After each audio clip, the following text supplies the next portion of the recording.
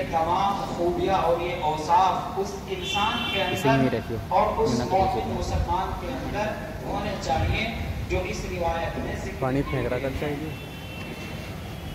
अगर ये औसाफ ये खूबियाँ उसके अंदर नहीं तो सब कुछ हो सकता है, सब कुछ हो सकता है, मगर पक्का सच्चा मोमिन और मुसलमान नहीं हो सकता। और आप अलैहिस्सलाम का सच्चा आशिक और मुहिब्बे नबी हरगिज़ नहीं हो सकता। हज़रतुल अल्लाम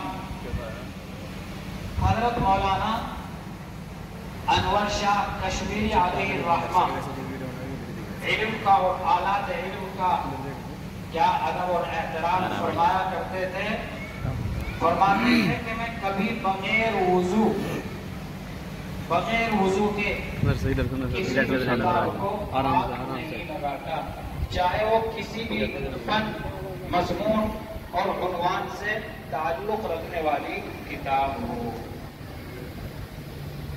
और जब उन किताबों का मुताला फरमाया करते कि जिनके दाएं बाएं आगे पीछे हाशिया हुआ करता था,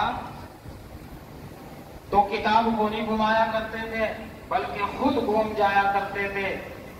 खुद को ज़हमत और तकलीफ देना गवारा था, मगर ये कि किताब को हरकत दूं, किताब को घुमाऊं फिराऊं तो मुझे किताब की बेअदबी और बेएहतरामी मालूम होती है।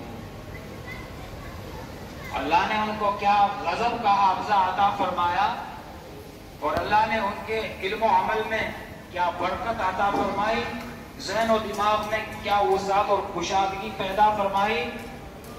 यकीनन ये सब अल्लाह का फजल और करम था, मगर इसमें हजरत के अदब और एहतराम को भी बहुत अहम दखल था। फरमाते थे कि अगर मैं कोई मज़मून कोई उन्वान ऐसे इजमाली तौर पर सरसरी तौर पर देख लेता हूँ, पढ़ लेता हूँ तो